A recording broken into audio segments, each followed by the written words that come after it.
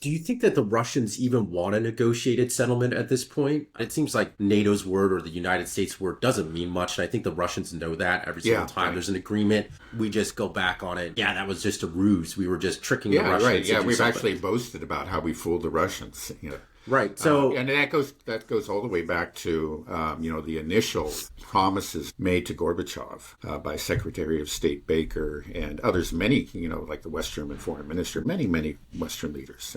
It's not just that Baker mumbled a few words to him. It was a promise made again and again. We're not going to expand eastward, and then on that basis, Gorbachev allowed the reunification of Germany and withdrew the troops, from the Warsaw countries. And then, yeah, we just broke the agreement.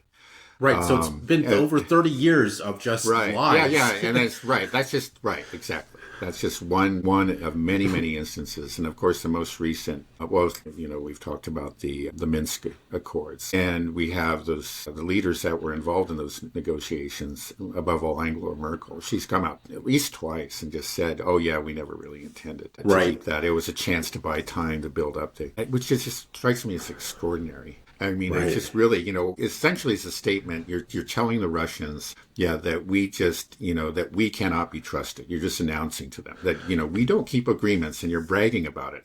So the Russians are looking at that and so you're right. I think they probably don't even want to get into negotiations because they've been burned so many times that they're just not going to, don't have any reason to trust that.